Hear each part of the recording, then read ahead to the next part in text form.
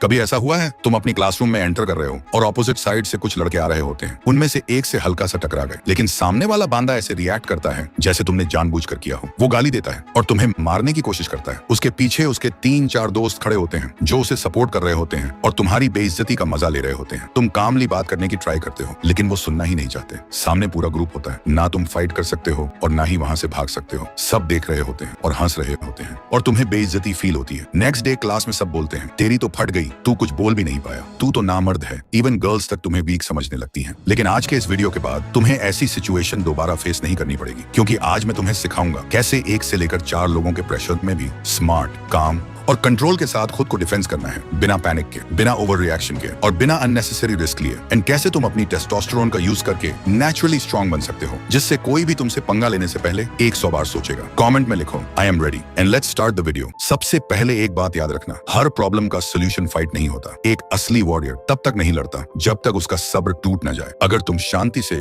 किसी सिचुएशन का हल निकाल सकते हो तो वही सबसे बड़ी जीत होती है। Because a real warrior fight only when he has no other choice. लेकिन कभी कभी समय तुम्हें मजबूर कर देता है, जब सामने वाला हद पार कर जाता है, जब तुम्हारी सेल्फ रिस्पेक्ट, तुम्हारी सेफ्टी और अपनों की इज्जत दांव पर लग जाती है। उस मोमेंट पर डरने का ऑप्शन नहीं होता और उस वक्त तुम्हारे पास होनी चाहिए ऐसी सेल्फ डिफेंस स्किल्स जो किसी सीक्रेट वेपन से कम ना हो। स्किल्स जो तुम्हें स्कूल फाइट, कॉलेज फाइट या रियल लाइफ कॉन्फ्रंटेशन में अनबीटेबल बना दे। इसीलिए इस पूरे वीडियो को 3 चैप्टर्स में डिवाइड किया है। पहले 2 चैप्टर्स में तुम सीखोगे कैसे सिर्फ अपने हाथ और पैर का यूज करके ओपोनेंट को डोमिनेट नहीं बल्कि घुटनों पर गिरा सकते हो। और थर्ड चैप्टर में तुम जानोगे अगर सामने 3 या 4 लोग या पूरा ग्रुप आ जाए तो कैसे पैनिक किए बिना, कैसे स्मार्ट पोजीशनिंग और अवेयरनेस के साथ खुद को सेफ रखना है। Chapter 1 hand moves. फर्स्ट, आई जैब। जब कोई छापरी तुम्हारा रास्ता रोके, बहुत क्लोज चिपक के खड़ा हो और तुम पर डोमिनेट करने की कोशिश करे, तब सबसे पहला टारगेट होता है आई लाइन। इस मूव में उंगलियों को स्ट्रेट रखते हुए ओपोनेंट की आंखों की तरफ एक क्विक जैब दिया जाता है। यह मूव परमानेंट डैमेज के लिए नहीं होता, लेकिन टेम्पररी ओपोनेंट की विजिबिलिटी ब्लर कर देता है। पेन इतना होता है कि वह पीछे हट जाता है, आंखें बंद कर लेता है। उस मोमेंट पर तुम्हारे पास टाइम होता है या तो एस्केप करने का या नेक्स्ट मूव डिसाइड करने का। सेकंड,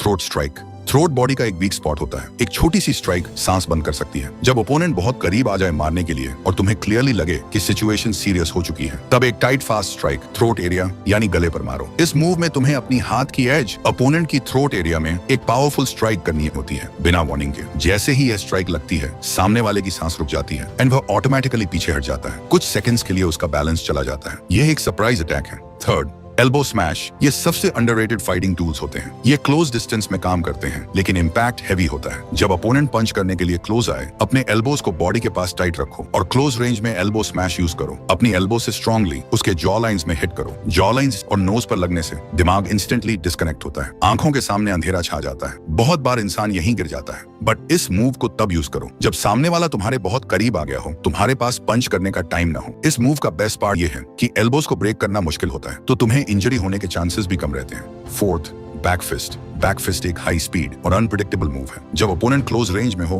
और तुम्हारा हाथ ऑलरेडी गार्ड पोजीशन में हो, तब तुरंत नकल्स की बैक साइड से फेस या साइड एरिया की तरफ स्नैप मूवमेंट में हिट करो। यह मूव अनएक्सपेक्टेड होता है, इसलिए ओपोनेंट गार्ड नहीं कर पाता। इससे तुम्हें तुरंत स्पेस क्रिएट करने का चांस मिलता है। तुम्हारी फिंगर्स ओपन नहीं होती, इसलिए तुम जल्दी से वापस आ सकते हो। यह मूव क्लोज कॉम्बैट में बहुत ही इफेक्टिव है जब तुम्हें क्विकली रिएक्ट करना हो। बस एक बात याद रखो, हमेशा रिस्ट टाइट रखो, वरना खुद को इंजरी हो सकती है। Fifth, palm strike. इस मूव को तब यूज करो जब ओपोनेंट बिल्कुल सामने हो और ओपन हो। तुम्हें एक स्ट्रॉन्ग पाम स्ट्राइक उसके अपर बॉडी की तरफ देना होता है ताकि वह और बैलेंस हो जाए। अगर ओपोनेंट के पीछे वॉल हो तो इम्पैक्ट और भी ज्यादा इफेक्टिव हो जाता है। इस मूव को पावरफुल बनाने के लिए डेली एक्सप्लोसिव पुशअप्स करो। अगर बिगिनर हो तो नॉर्मल पुशअप्स से स्टार्ट कर सकते हो। 6, फोरआर्म ब्लॉक एंड पंच। ये move hand to hand combat में सबसे बेस्ट माना जाता है। इस मूव से तुम अपने आप को ओपोनेंट के पंचेस से भी बचा सकते हो और साथ ही काउंटर प्रेशर भी बना सकते हो। एक फोरआर्म से ओपोनेंट के पंच को ब्लॉक करो और दूसरे हाथ से फेस पर पंचेस मारो। प्रैक्टिस के लिए डेली 1 से 2 मिनट शैडो पंचिंग करो। इमेजिन करो कोई तुम पर अटैक कर रहा है और उस सिचुएशन को विजुअलाइज करके प्रैक्टिस करो।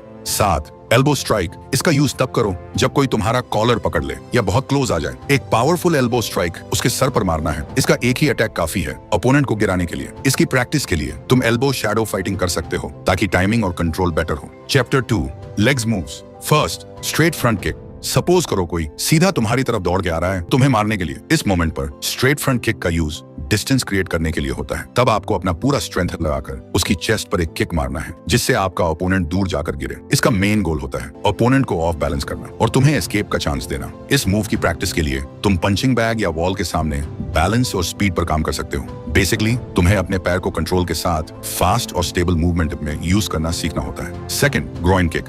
इस मूव का यूज सिर्फ दो एक्सट्रीम सिचुएशंस में होता है। पहला, जब सामने वाला फिजिकली ज्यादा स्ट्रांग हो और तुम्हारी स्पेस फोर्सफुली इन्वेड कर रहा हो। दूसरा, जब कोई तुम्हें पकड़ने या होल्ड करने की कोशिश करे, तब आपको एक पावरफुल ग्रोइन किक उसके प्राइवेट एरिया पर मारना है जिससे आपका ओपोनेंट एक बार में ही नीचे गिर जाएगा। पर हाँ, इस मूव को ज्यादा फोर्स से मत मारना, नहीं तो आप स्कूल से सस्पेंड भी हो सकते हो। और इस मूव को प्रैक्टिस करने के लिए आप पंचिंग बैग या किसी भी सॉफ्ट ऑब्जेक्ट पर प्रैक्टिस कर सकते हैं। ये मूव गर्ल्स के लिए भी बहुत इफेक्टिव है। अगर कोई आपको छेड़े या टच करने की कोशिश करे तो सीधा एक ग्रोइन किक उसके प्राइवेट एरिया पर मारो, चाहे सामने वाला बांदा जितना भी स्ट्रांग हो, सेकंड में ही नीचे गिर जाएगा। Third, liver shot. इस मूव को फाइटिंग की दुनिया में सबसे डेडली मूव भी बोला जाता है क्योंकि इसका एक सिंगल पंच ही काफी है अपोनेंट को सीरियस इंजरी देने के लिए एंड अपोनेंट के रिदम को तोड़ने के लिए, ताकि तुम सिचुएशन को कंट्रोल कर सको। ये मूव सेल्फ डिफेंस और सर्वाइवल कॉन्टेक्स्ट में आता है। Fourth, knee strike. जब भी कोई तुम्हें पकड़ने की कोशिश करे या क्लोज रेंज में आ जाए या फिजिकली तुमसे ज्यादा स्ट्रांग हो, तब नी स्ट्राइक एक पावरफुल डिफेंसिव टूल बन जाता है। दोनों हाथ से ओपोनेंट के शोल्डर्स या शर्ट जो भी पहना हो उसे पकड़ो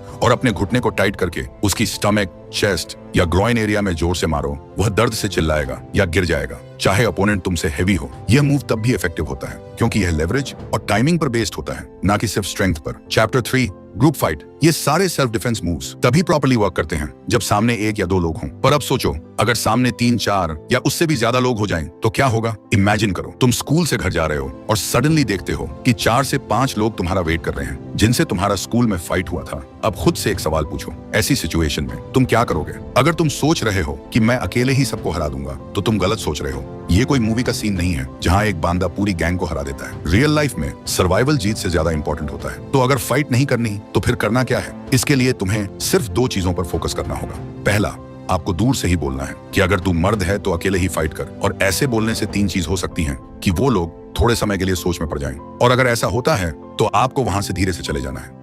दूसरा, अगर उनमें से सिर्फ एक बंदा आगे बढ़ता है तो तुम्हें पहले बताए गए सेल्फ डिफेंस मूव्स का यूज करके खुद को डिफेंस कर सकते हो। तीसरा, अगर वो लोग कायर की तरह एक साथ आपको मारने के लिए आए तो तब ऐसी सिचुएशन में कभी भी फाइट नहीं करना है। तब आपको अपने हाथों में वो मिट्टी या धूल लेकर उनकी आंखों पर मार देना है जिससे वो लोग कुछ समय के लिए ब्लाइंड हो जाएं। तब तक आपको वहां से भाग जाना है। Bonus tips.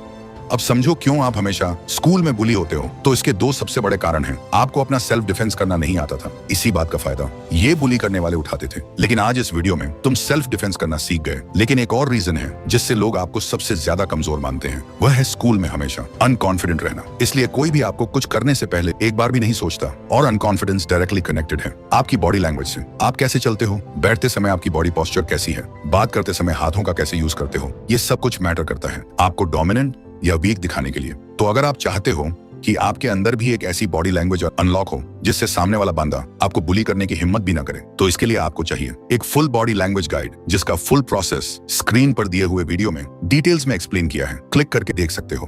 और हाँ, मैं तुमसे वहीं मिलूंगा।